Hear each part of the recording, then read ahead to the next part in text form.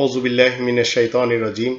ক্বালা রাব্বি ইশরাহ লি সাদরি ওয়া ইয়াসসির লি আমরি ওয়াহলুল উকদাতাম মিন লিসানি ইয়াফকাহু কওলি। সম্মানিত দর্শক এবং শ্রোতাবৃন্দ, আপনাদের সকলকে জানাই সালামুন আলাইকুম। যে সমস্ত ইবলিস এবং শয়তান মৌলবীরা কোরআনকে শুরু দিন থেকে না মানে, তারা বিভিন্ন রকমের যুক্তি দিয়ে কোরআনকে 1400 বছরের করে দিয়েছে এবং হাদিস আর কোরআন পাশাপাশি রেখে দিয়েছে, যার ফলে মানুষ কোরআনের মহাসত্য ইসলামকে জানতে সক্ষম হচ্ছে না। আপনি যদি রবের শান্তির রাজ্যে মুমিন মুসলিম হন, তাহলে আপনাকে জানতে হবে এই কোরআনের 46 নম্বর সূরা আল আহকাফ এর আয়াত নম্বর 4, এখান থেকে আমাদের জানতে হবে আল্লাহ রাব্বুল আলামিন বলছেন,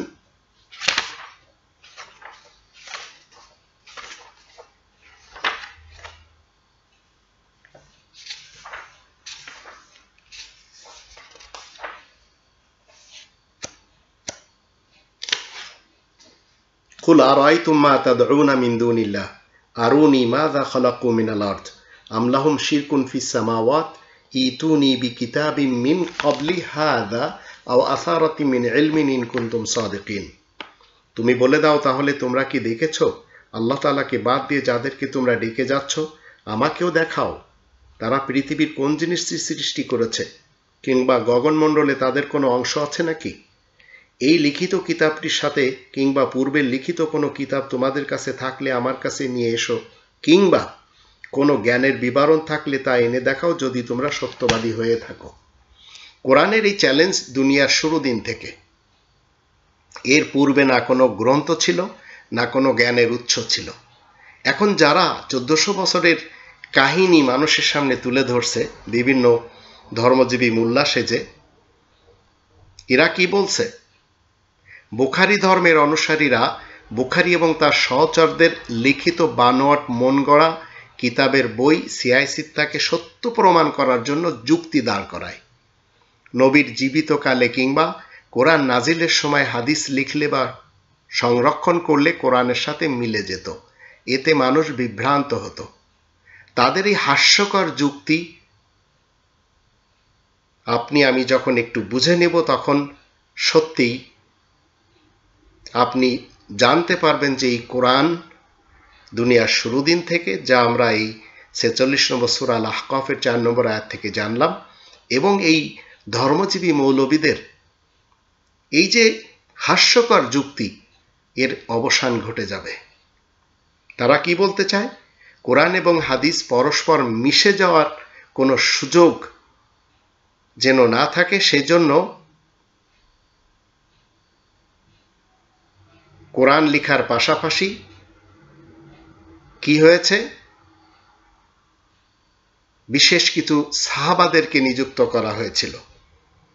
তো কতিপয় সাহাবাগণ লিখে রাখার জন্য মনোনীত ছিলেন, আবার হাদিস লেখার জন্য ইতিহাস বলছে রাসূল ইচ্ছা করলে আলাদা দল গঠন করে শুধুমাত্র রাসূলের হাদিস লিখাতেন, কিন্তু সেটা লিখানো হয়নি। এমনকি রাসূল মৃত্যুর পর ইতিহাসের কথিত 4 সাহাবা নিজ উদ্যোগে রাসূলের হাদিস লিখে রাখতেন, কিন্তু নবী কিংবা সাহাবাগণ তাও করেননি। ইতিহাসের দৃষ্টিতে মনে রাখবেন, আমার বাড়ি যশোর জেলার কেশবপুর থানা, আমার পাশেই হচ্ছে মহাকবি মাইকেল মধুসূদন দত্তের বাড়ি। এটাও ইতিহাসে আছে, মহাকবি মাইকেল মধুসূদন দত্ত একই সময়ে একই টেবিলে বসে একই সঙ্গে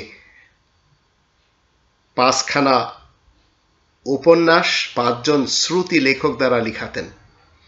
তিনি একই সঙ্গে একটার পর একটা বিষয় বলতে থাকতেন আর লেখকগণ লিখতে থাকতেন, কিন্তু কখনো কবির বলার মধ্যে এবং লেখকগণের লেখার মধ্যে সংমিশ্রণ হতো না। পক্ষান্তরেও রাসূল 2টা বিষয়ও কি একসঙ্গে করাতে পারতেন না? একদিকে কোরআন, একদিকে হাদিস। এমনকি প্রাইমারি স্কুলের শিশু ছাত্রছাত্রীরা এবং বাংলা খাতায়, ইংরেজি খাতায়, গণিত খাতায় বিজ্ঞান মিশ্রণ কখনো করে না, সব খাতায় আলাদা আলাদা লেখা থাকে। তো এখন কোরআন আর হাদিস এক হয়ে যাবে, যার জন্য হাদিস লিখানো হবে না, এই ধরনের কথা কোত্থেকে নিয়ে আসছেন আপনারা?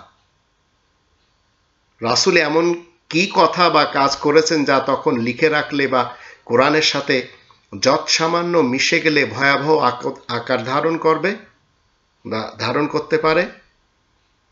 যে নবীর মুখ থেকে আল্লাহ তাআলার ওহী বেরিয়েছে, যে রাসূল কোরআন মুখ থেকে বের করেছেন, সেই নবীর সেই রাসূলের কথা কর্মে কোরআনের প্রতি ভয়াবহ হুমকি স্বরূপ হবে, ই কোন ধরনের কথা? এমন বিশ্বাস একজন পাগল করবে না। তো দল উপদলীয় রচিত ধর্ম দর্শন রক্ষার্থে নবীর গুণগান গেয়েছে যত ধর্মজীবী মোল্লা, এবং এরাই কোরআন না বলে যত সব কুৎসা রটাচ্ছে, যেটি আমরা জানতে পারছি। এই কোরআন কখনো আপনাকে বলবে না যে একজন মানুষ 6 বছরের কন্যা শিশুর সাথে বিয়ে করতে পারে। এই কোরআন কখনো আপনাকে বলবে না যে একজন মানুষ 23 বছরে 57টি যুদ্ধ করতে পারে। এই কোরআন কখনো আপনাকে শিখাবে না যে জাজিরায় আরব থেকে ইহুদিদেরকে বের করে দেওয়া হোক। এই কোরআন কখনো আপনাকে আমাকে শিখাবে না যে একজন মানুষ সে যদি ইসলাম না মানে তাহলে তাকে হত্যা করা হোক।